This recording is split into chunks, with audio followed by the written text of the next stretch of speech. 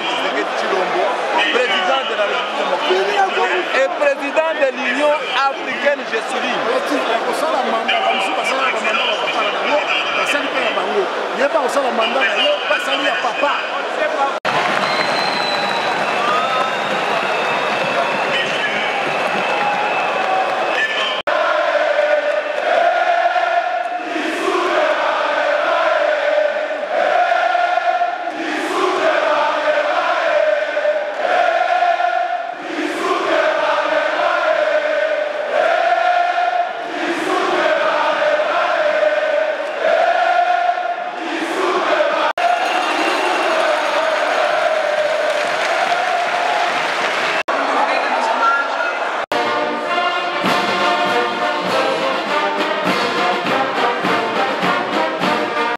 On a parlé du peuple, on a battu Baza, présent tout à l'heure là, tous de Comédac à Colongo. Bonjour. Bonjour. Bonne santé. Ça va. Comme la souka cérémonie. Bon, on a monitoré ce qui s'est passé. Fait ce baganga mutema ainsi va la démocratie. Bango bango le bela makambo violation te pour violer la constitution. Ce que de la moi simbela kufa.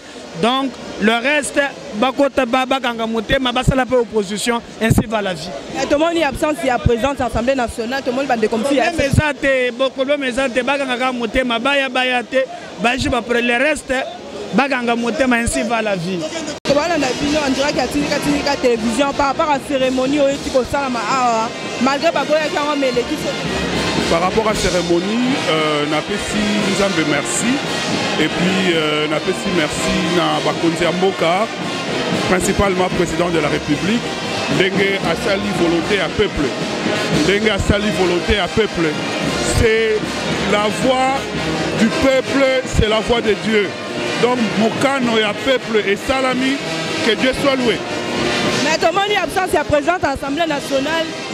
Madame Janine Mabouna Baete, M. Alexis Tambopé Baete, et petit moi mon boulot comme appelle. Bazala qui est obligé à cause de la thé. Le juge prête serment devant l'Assemblée et non devant le bureau. Donc il faut bien lire les textes. Donc ils n'étaient pas obligés d'être là. Ok, merci beaucoup. Bonjour. Dans mon plaisir, il y a quoi ici na esika o pe batu ko sepela bona cérémonie salami ya munene. Ezali esengo mingi parce que na cour normalement na cour constitutionnelle il fallait bazala 9 juges. Bazala kozala batikala ki 6. Misatu baboyaki ko prêter serment. Donc bazali considérer le quoi ba démissionner. Et baz luka ko sala beaucoup plus appartenance politique na bango. Alors le pays ne pouvait pas rester que Tikala Bongo. Donc il fallait courir à 9 membres na bango et le président na pouvoir na ye. Il y a garant un bon fonctionnement. A nommer les 3 juges au Bazalé Kozanga. A nommer Bango Pombo Keke de Liboso. Mais ngambu mususu baza ko se plater bango balinga ke sala mabongo te. Pour tout le monde ba député baza est complet. Ici aux Alaki awa Hollande cérémonie lokola ngai batangi barticle o epesi président pouvoir ya ko nommer Bango Pombo ka été le matin. Je crois que le président en a raison, donc il n'y a pas à discuter là-dessus. Bazali a se pelate, malheureusement, mi be konde sengi bongo. Donc. Ok, merci papa. Mot de la fin. Le mot de la fin, moi je pense que se pelite, baza na moi erreur, parce que baza koluka ko créer crise. Alors si on va créer crise, bangonde ba perdant, parce que le président va dissoudre l'Assemblée et que le président de la République restera en place. Si mandat na aussi là. Alors bango wana nde ba perdant. Le pays aussi ne peut pas s'arrêter pour 3 individus ou pour un groupe d'individus mokoboye. Non, le pays doit aller de l'avant. Okay, C'était à la cérémonie de prestation de serment des membres de la Cour constitutionnelle. Ça nous fait du bien parce que là, ça nous motive du fait que il y avait quelques institutions de la République qui ne fonctionnaient pas, du fait qu'il n'y avait pas de prestation de serment. Et maintenant qu'il y a eu prestation de serment, cela prouve que la Cour constitutionnelle pourra peut-être travailler. Et je crois que les animateurs de cette Cour pourront travailler conformément à la prestation de serment. C'est-à-dire tel qu'ils ont prêté serment. Certes, c'est une façon théorique, mais il faudra que la pratique puisse suivre. Merci.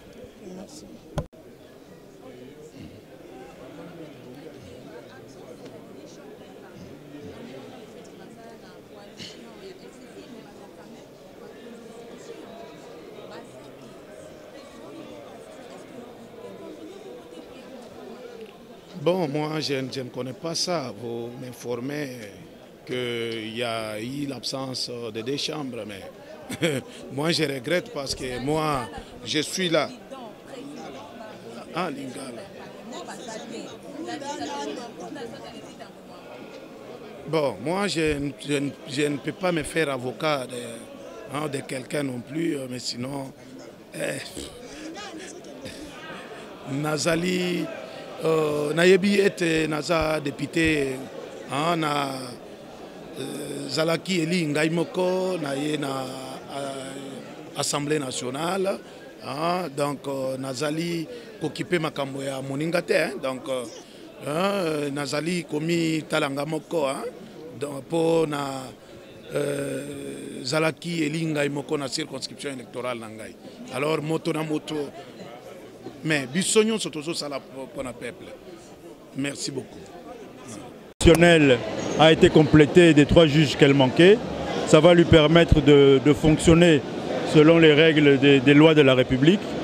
Donc je crois qu'au-delà des caprices des uns et des autres, au-delà des incompréhensions malheureuses que nous avons au niveau de la coalition gouvernementale, au-delà des intérêts partisans et mesquins, le président de la République a réussi à faire organiser cette cérémonie solennelle et officielle, a réussi à prendre acte des serments des 3 juges constitutionnels, ce qui fait qu'aujourd'hui nous avons une cour constitutionnelle qui pourra fonctionner et cela va renforcer et permettre le bon fonctionnement des institutions de la République.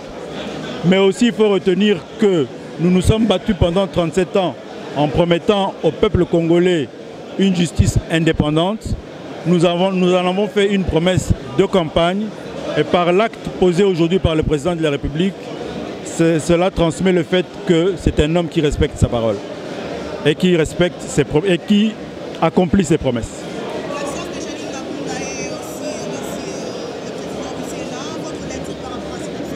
C'est regrettable, je les inscris dans le contexte des caprices et des tensions de la coalition gouvernementale, mais aussi des intérêts partisans.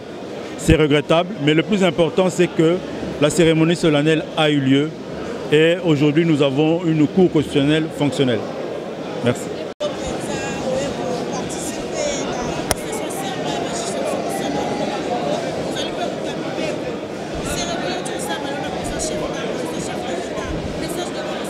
Il faut d'abord que tu aies accompagner le peuple que FCC a échoué. A échoué na responsabilité au peuple. Pesa qui y a accompagner mon kondiambo kana kati ya vision na ye. Tango tozo sa la politique, ezana ba oyo bazotika la ba simple acteur politique na kati ya basanga na bango. Mais tango yo aujourd'hui déjà ba fonction ya l'état au comme personnalité politique et une personnalité politique obéit essentiellement na la plus haute personnalité politique en Mboka qui est le président de la République. Il ne peut pas se justifier que yo olobaki otambolana président de la République kasi olanda mitindo na été.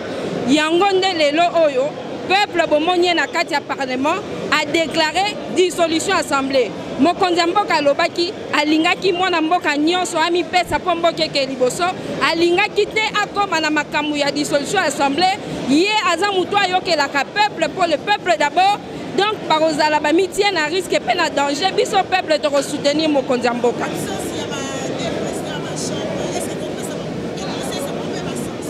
Président et assemblée, et la Sénat, batangi na kati ya loi te. Loi atangi, ba député, loi atangi, ba sénateur. Au monitango batanga ki na kati ya salle, ba telema ki ba beta ki maboko. Pour na roloba que nation tout entière et yambi présentation. Il y a présentation à ba juge ya cour constitutionnelle. Petro kende na tozo kende bongo ti nyoso oyo. Mokonzi mboka Félix Tshisekedi alakaki na peuple congolais et kokokisa.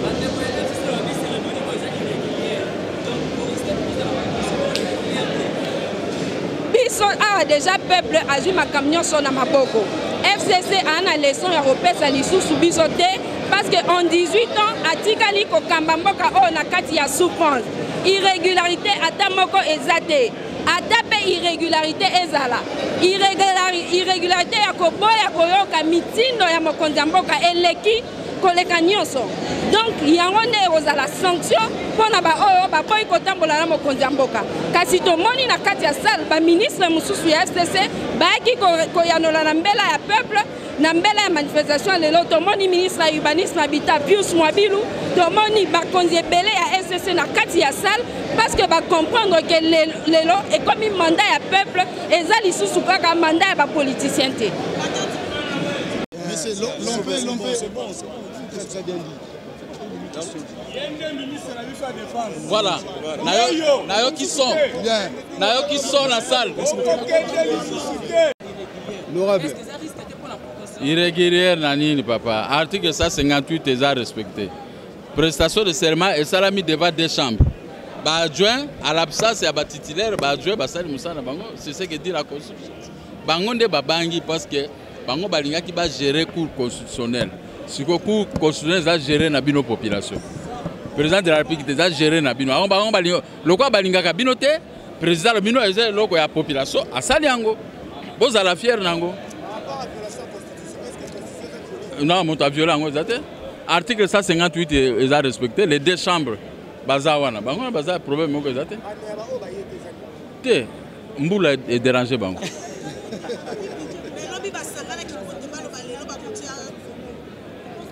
Mais ça va non? Tu respecter comme il peut à l'État. Ce qui est constitutionnel, il faut te respecter. Mais le quoi l'amboule est dérangé bango bon, na wika mawa. Dommage hein, tout ça abonné sur. Mais makambo c'est si bakoya ka obanda musala, ba juge na bino ya population bazana bango. Ma soleil silite. Vous avez qui va témoigner? Alors. Ah bon, second. Merci. OK, maman.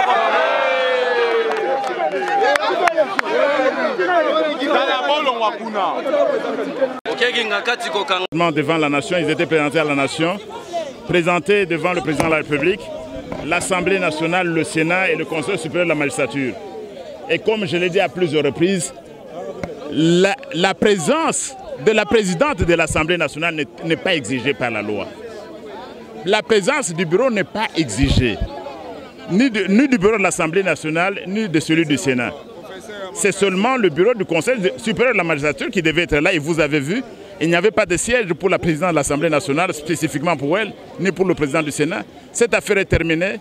La Cour est entrée, elle est opérationnelle. Les nouveaux juges peuvent maintenant siéger valablement.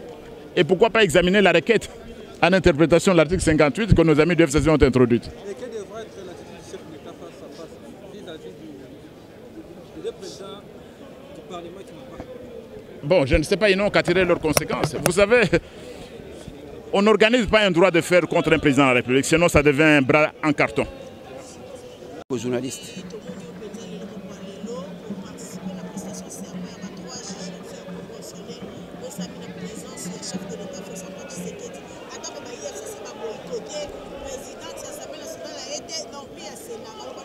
C'est un acte de sabotage des journalistes, président de l'Assemblée nationale, na Sénat, na président du Sénat, ba cracher bongo sur la République. Et talisami polele te balingi ekolote, balingi indépendance à justice te, bango balingi obé Monsieur Kabila. Et je pense que le peuple congolais azala ki lelo, yemoko pe atali, amanyoli, amoni, était batu ya FCC balingi ekolote. Basengi na tata mokonzi ekolo. Parlement ekobeti sa ba Congolais mitu a dissoudre yango et tolingi bongo bato o ya sika ba député o ya sika o ba koya na souci ya ba Congolais o ba nyokwami pe ba ko continuer ko nyokwama etali sami polete ba lingi indépendance à justice te puisque soki ba lingaka indépendance à justice so ba lingaka état de droit o linga ko mona bango ba kimi état de droit ba kimi indépendance à justice et ba lingi obe que monsieur Kabila a continué na bazuzi na ye oyo babomaki ekolo ba continuer kozala wana ndeko journaliste ngai mutu la tondi bino botondi surtout pour ceux-là qui ont manqué le rendez-vous, surtout il n'y a pas d'électricité pour suivre en direct, peut-être vous suivons aussi après. Quel est le message que vous avez? Ceux qui n'ont pas été avec nous à ce rendez-vous, et j'en suis convaincu, ont suivi cette cérémonie à la télévision. Donc ils étaient avec nous.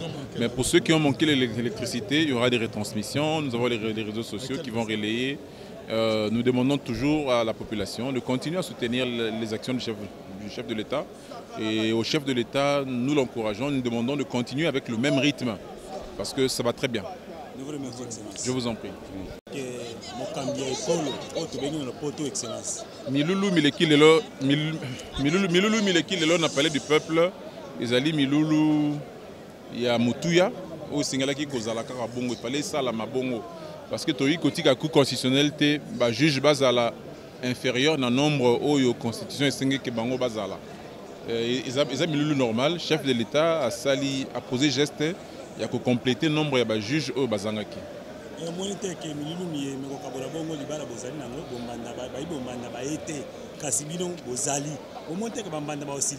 Eza bombanda te, eza bolingo, eza libala. Biso na FCC toza na kati ya libala.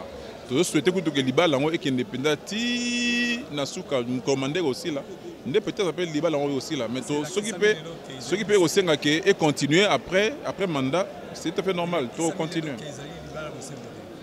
Te libala eza ya bosemo po to bi mitema ya ba oyo na ba oyo ndenge ezali.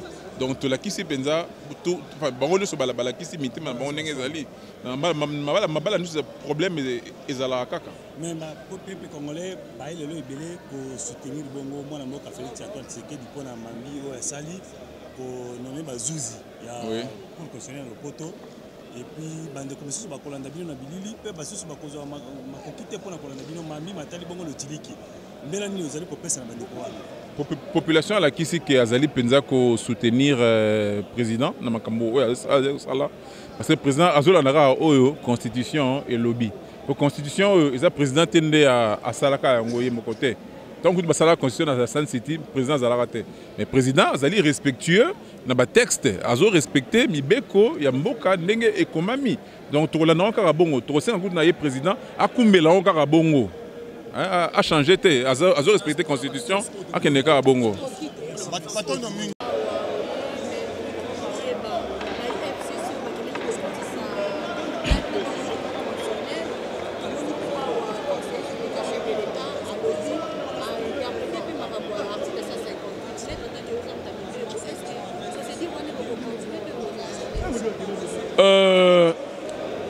Prestation, il faut qu'on ait une reconnaissance. FCC a une plateforme politique. Mais Makambo et Kosalama Lelo, où il y a prestation, il y a un juge constitutionnel, et ça Makambo purement juridique. Le juge a le droit aussi longtemps que va bénéficier autobéni na lopoto onction juridique. C'est-à-dire que batia tseleka, tondimi kosala la ekolo, koto sambibe ko yamboka. Na yangonde ba ekosala aw. Mukanda na biso munene au loi des lois. La loi fondamentale constitue et l'obité baji joana bakotia tseleka et pas ya tata mokonzi amboka et pas ya assemblée nationale et pas ya sénat et pas ya bureau ya conseil supérieur à magistrature. Ça n'a aucune conséquence. De près ni de loin, il y a des FCC à Koloba parce que soit le bongo donc il dépêche à Koloba. FCC FTC à Batipe et à Koloba. Bon, la Moukape à Koloba. Non, la justice est indépendante. Elle est au service de la nation et du peuple congolais. Voilà.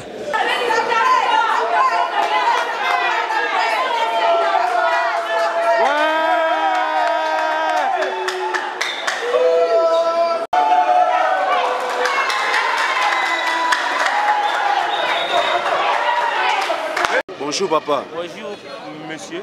Ouais papa, Léo to moni bino boye na tonga mais baba yike no marche bozolinga bosala sala maté babi kuna pe ba juge wana non par rapport ya relevé pour ba juge ba porter c'est baba yike ba juge wana pe c'est alors qu'on a l'Assemblée nationale, le président de l'Assemblée nationale a dit que l'eau mo sala maté lelo. Message ne cause à la nini. Vraiment message nangé zali ya liboso ya remerciement et pas Janine Mabunda na Alexis Tamwamba. Ndenge bandimi kokine na retraite na bango parce que Janine Mabunda alobaka nde peuple nde muto ifotaki eti nde omoni biso peuple oyo toye ko soutenir ba juge na biso. Janine Mabunda akozonga na kolamba fufu na ndako na ye aza pe mama mobali na ye amakaka ye mingi pona nini parce que musala obiso moko peuple topesaki quand topesi ye musala tomoni ke Janine Mabunda koki musala ngo te alobi azonga na ndako nda kolamba nde yango moni topesi ye merci papa Tamwe Mwamba akomi plus âgé responsabilité à Congo oyo topesaki akoki yango te yango bomoni papa Tamwemwamba en tout cas atiki ebonga nde biso moko toye mpona tozwa esika na biso eza likambo ya marche te biso toye mpona kosoutenir bajuge justice nde tombolaka mboka justice nde ezalaka nkita ya mboka ya lobi ya génération ya bana na biso génération na biso yango moni Kondo Etienne Tshisekedi wa Mulumba notre héros abande koloba ke justice d'abord état de droit d'abord omoni état de droit biso toye ko instaurer et pesi bango confusion ndeko et pesi bango confusion comment fait-il biso toye mpona to soutenir ba juge bango bango lobego mi marche est-ce que ça marche biso toye ko soutenir justice comment bango bako boya justice ndeko na ngai hein comment bango bako boya justice Alexis Tamwemwamba aboyi ba juge pas prêter serment est-ce que vraiment c'est normal c'est ça normalité na yango te pesi bango merci à retraite na bango ba sepeli ko retraite biso peuple nde tozwe bonga hein Pepe Ilunga Ilukamba en tout cas yé pe coup de chapeau en tout cas ba kende retraite na bango malamu moi ndeko pardon moi mutune ko sala na robakisa mutuna boye est-ce que n'importe il y a les munto to bando benga ke China Rambo est-ce que Marambo bando sala ma point to moni pe chef de l'état pas habike non le loba oye basona na chef de l'état papa d'ailleurs au moni constitution le lobi so to salila ye muto promulga ki yango hein kwa ba intérêt na ye oyo zoloba wana soki China Rambo le promulga kwa ba intérêt na ye ezalaki pour intérêt na ye mais le loyo intérêt na ye là type Félix Antoine Tshisekedi Tshilombo hein mon frère alors makambo ya sala ngwana baluzolo bambi ya sala ngwana noma batu awa période wana bango balobaki te ka violer constitution le loyo combien pan kun et pan ngwana mboka Félix Antoine Tshisekedi Tshilombo oya lobi ke justice ne sala musala papa bazali bakangami omoni eloko basali lelo eza la haute trahison na tout le peuple parce que biso nde topesa bango misala bango balobaka au nom du peuple hein bango balobaka au nom du peuple vrai ou faux biso nde topesa bango misala donc bango moko pe bandimi ke bakende na chômage ezaka ndenge moko na les deux juges oyo baboyi place oyo bapesaki bango misala ya malamu basala bango basepeli bakende na retraite ndenge moko Janine Mabunda Alexis Tamwemwamba le Pepe Ilunga Ilukamba donc bango nyonso na bandeko FCC bandimi bakende na retraite en tout cas coup de chapeau merci beaucoup message ne ko lancer pour la diaspora pour l'information bien pour baza na moko yima keno ba mona makambo tantôt plutôt message ne ko za nango pour la diaspora baza libanda ngana ko yebisa bandeko na biso ba diaspora depuis bango bakenda bakima dictature hein bakima ka injustice oyo banda osalama awa vous comprenez maintenant siko justice ya solonde to tie yango yango moni bandeko oyo ya miyibi babande kolinga injustice za na mboka balinga injustice te ndengo moni to pesa bango courage ba ozonga na mboka ya justice malamu justice nde yango justice ya solo hein cour constitutionnelle ba papa ba juge en tout cas coup de chapeau te soutenir bino moi mutula moi ba kisezali ke non ndeko moi ba ina tuna bandeko IDPS abi ba to mona ka IDPS ne bundaka so libachelwa moko ya bien te ka IDPS mute bundaka et pourtant ana Congo a toze belé ba parti mususu na ba négliger makambo poni wana eza ba parti malette hein mutu azui bana na ye azui ba beau frère na ye ba belle sœur na ye asali au parti wana parti IDPS c'est un parti national c'est un patrimoine national les prévenez na webisa OK IDPS c'est en Allemagne IDPS c'est en Angleterre IDPS c'est en France IDPS c'est en Belgique mais yebisa ngai est-ce que parti ya Barack Obama ya Donald Trump eza na mboka na biso même ya Nelson Mandela tolobaka Nelson Mandela parti na nini eza mboko ezata mais IDPS c'est ça même en Afrique du Sud IDPS c'est ça partout. Yango moni biso IDPS to telemaka to bundaka. Hein mon frère. Alors pour vous dire que IDPS c'est ça partout même dans Singapour IDPS c'est ça li. Pas président fédéral na biso baza partout. Hein yango moni na yebisa OK IDPS nde to bundela mboka. Pour la vérité et état de droit hein pe bonne gouvernance. Tala lelo ba misala ba sotu mouton. Ba so pesa biso ba information. Ba PDG ba pesa biso ba information. Que ba sotu mouton wana ba oboya ko financer mbongo. Mais financement c'est même dans ma boca. Il y a pas de FCC.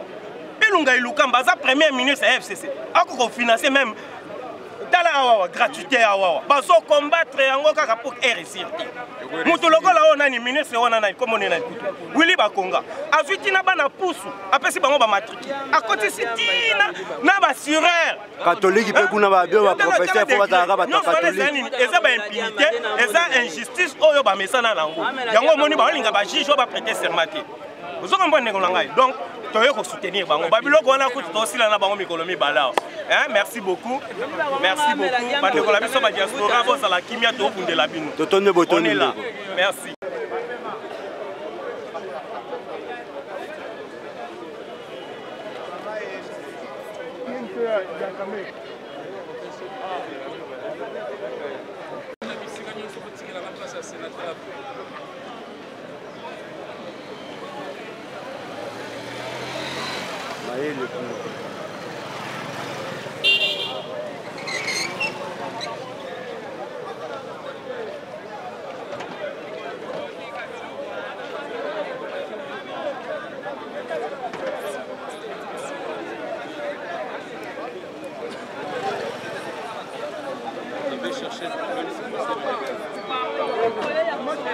En tout cas, tout là, en direct à parler du peuple, tout le monde va combattre IDPS, tout le monde va partir différent. Babi, en tout cas, les lois sont souka.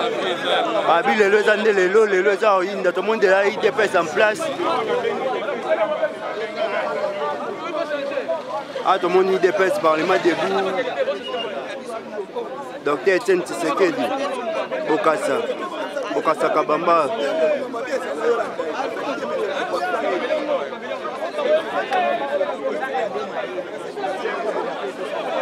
Babi IDPS, basa IDPS c'est déjà Babi les lots penez à souka mutaku façon il s'agit mutaku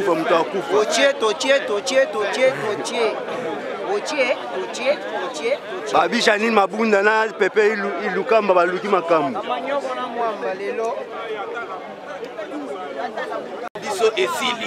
Est-ce que ceux qui les balles ici les ont avantage à peuple, toi avantage à ils ont avantage à peuple puisque c'est le peuple. C'est le peuple. Bango bazali babolia peuple. Ba ebisi biso ba motiver bino na pesi bino mbongo vous allez vele. Biso ba pesa ka biso mbongo te la volonté. Poto zali bana mboka. Bango balobi ke bino bo acquiser ba député FCC qui va payer $300. Oui, $300. Est-ce que vous avez la preuve? Oui, ni ba pesi bango ba $300. Bino pe ba pesi bino mbongo boya. Biso ba pesa biso mbongo te. Biso moko to s'autofinancer biso moko. Biloko to sala kango biso moko. Ba pesa ka mbongo te. Ba pesa ka mbongo te. Ba pesa ka mbongo te. Ba pesa ka mbongo te. Malem. Malembe. Donc biso moko to sala biso moko. Ba pesa ka mbongo.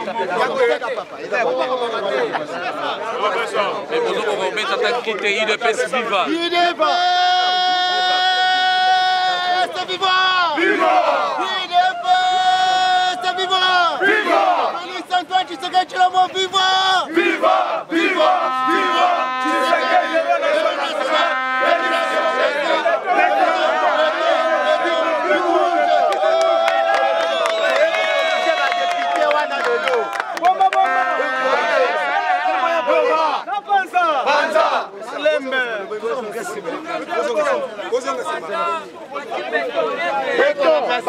Bonjour président. Bonjour journaliste.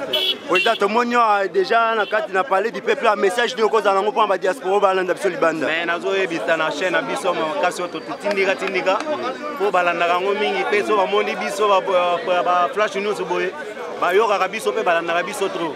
Yango sur la diaspora, les Londés, mon compte a confirmé qu'Azali a de légitimité à pouvoir naïr.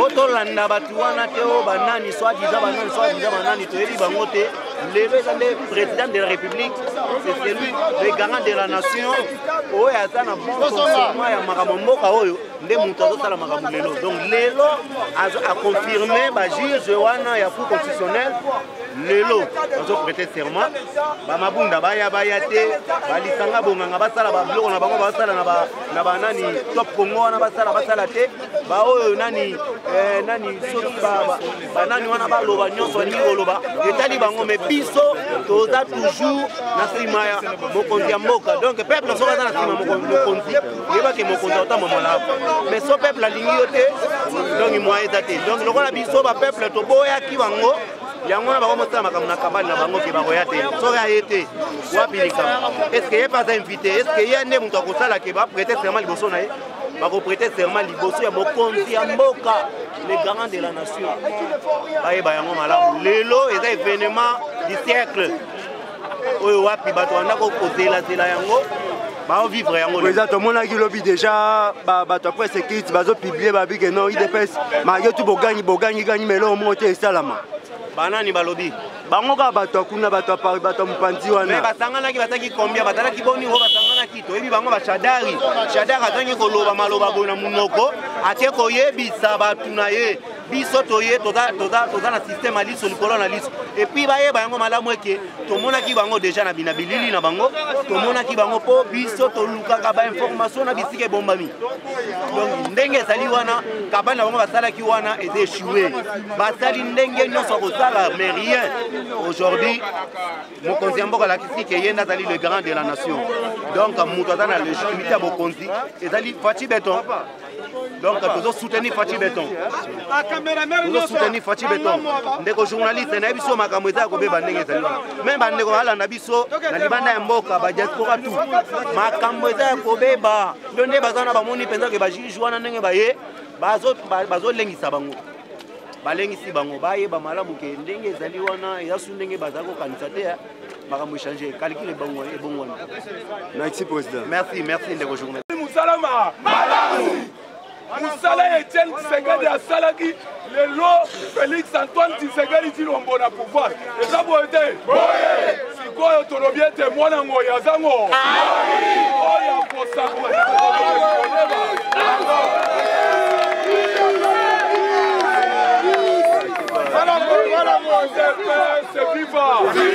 UDPS viva! Viva! Toyebisaki bango boye. Vivi Flave. Lelo Shadari azawa. Wapi. FCC bazawa. Wapi. Félix Antoine Tshisekedi Tshilombo akangisi bango liboke. Tozingisi bango na maye. Betela Faci Beton.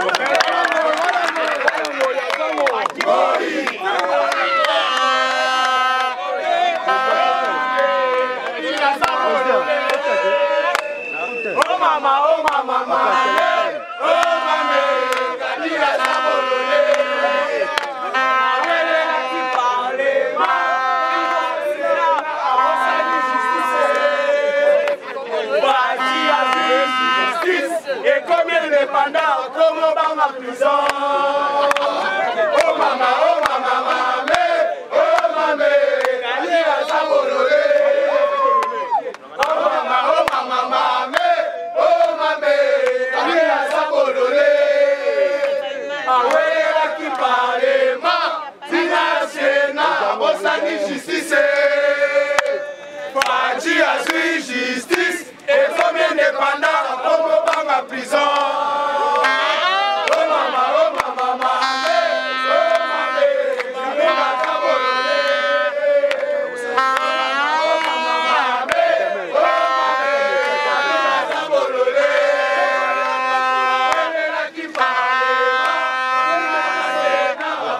bandeko balandi bao basili baku ya kolanda biso na mokili mola message Dans message.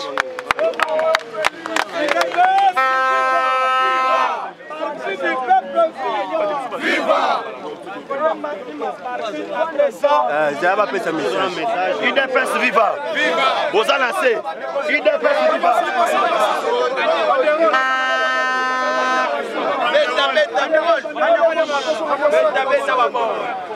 UDPS viva. Tokobanga o tokobangisa.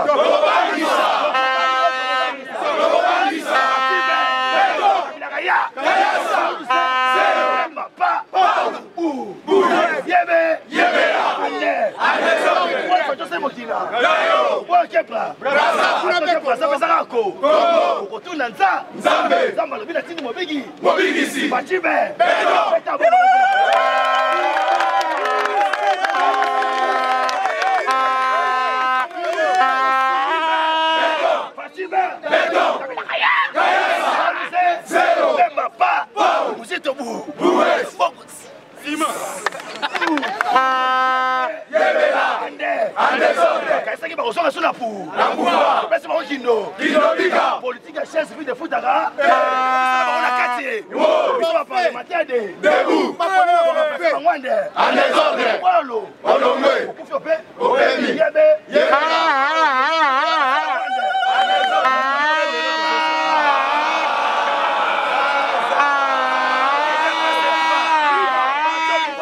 L'autre a humilité.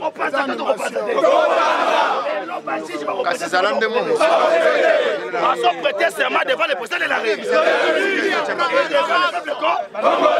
Devant le peuple congolais. Dans le lobby, ils sont prêtés serment devant le peuple congolais. Conformément à ils prêtent serment devant les chefs de l'État.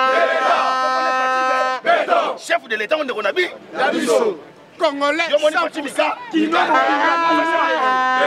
IDPS viva, parti au pouvoir viva, yango ta on a soye biso awa, balinga te, de la prestation de ces loko la bayete, et les balo,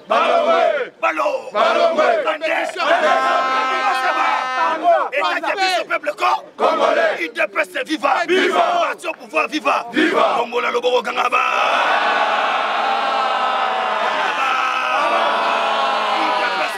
Viva! Les lois salut vous connaissez?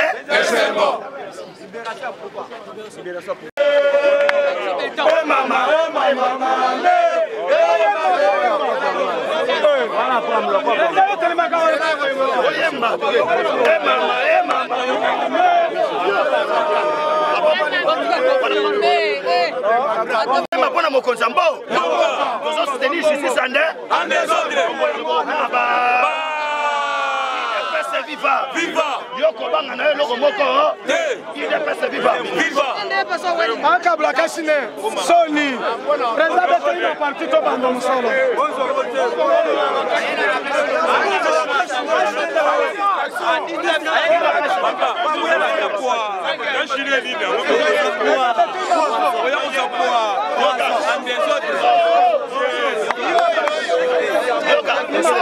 Yes! Yes! Yes!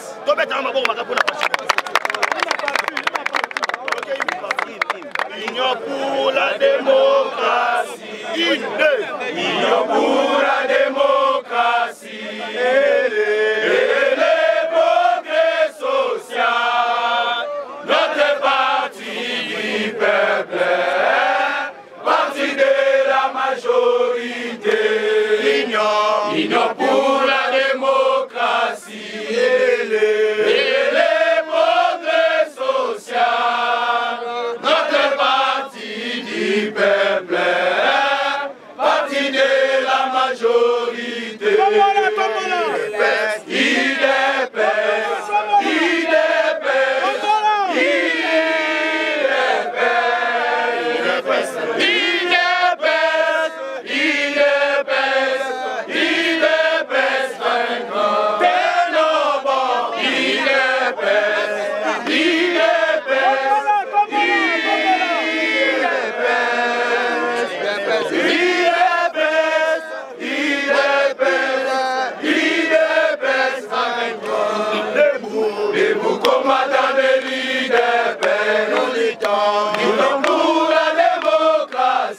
La liberté des pouvoirs, qui sont l'émanation du peuple. Debout combattants des leaders, nous luttons pour la démocratie, la liberté des pouvoirs, qui sont l'émanation du peuple.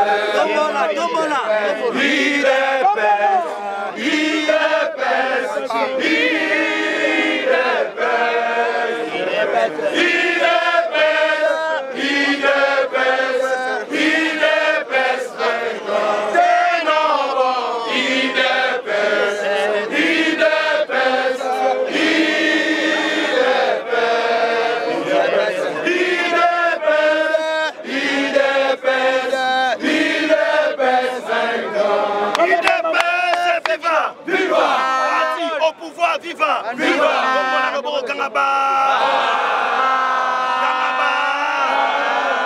Politique est comme elle est.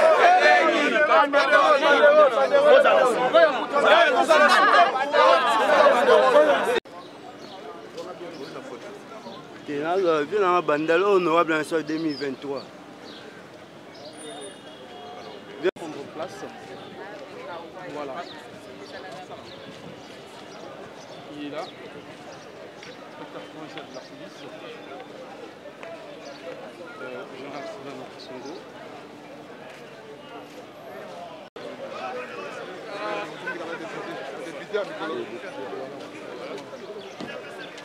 Général ou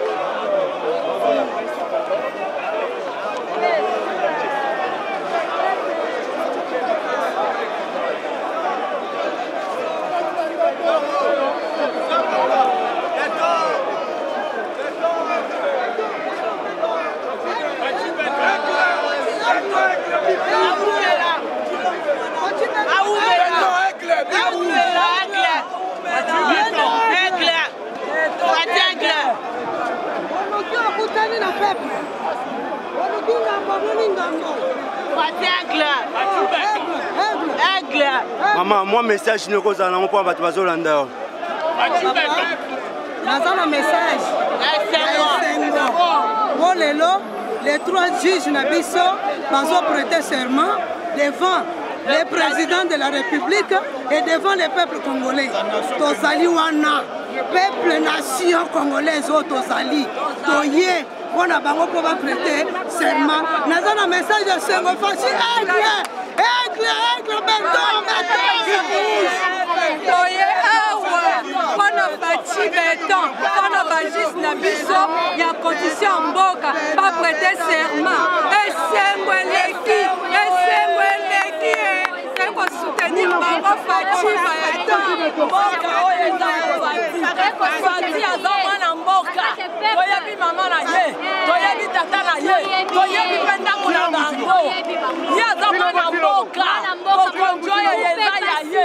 Nzambe muto apesa kiye mokonjo oyo.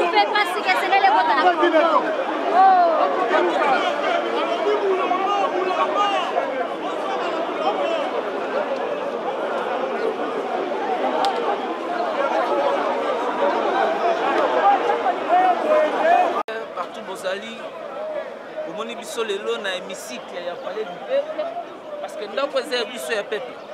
Ba député bomona kana biso nde totinda bango awa.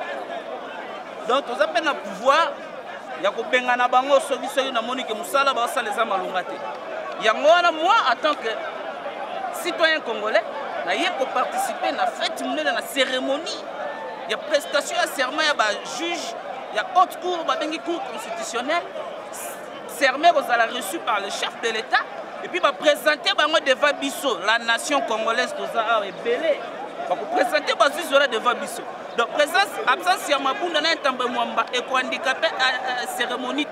La cérémonie va bel et bien être liée. Et que qui s'était le peuple congolais, Bino ba obotikali na ndako bozale belé na ba itandaike ba ko présenter Bisso 3 juges wana baza ba juzi oyo ba ko trancher ba litige entre les provinces ba ko trancher ba litige bomoni batu bazokota na kati ya hémicycle ya palais du peuple toke bokota kuna. Donc ba député ba ebake to ko siéger na bango ya lelo fini on lobeza te to loba après cérémonie.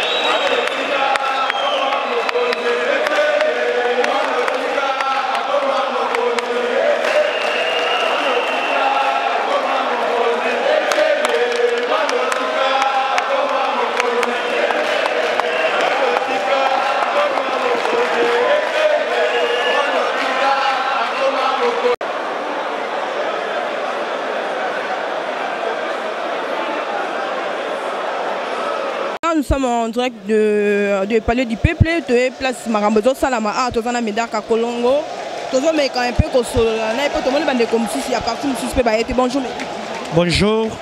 Comment vous allez? Très bien, très bien, très bien. Comment on peut bien le lobo au siège? Bon, yebi toye pona ko tala ba juge ba prêter serment parce que yebi pambate na ko yoka soni bando ka FCC ko lebela makambo violation de la constitution. So ki azala ka moi 6 degrés bango ba viola yo moyen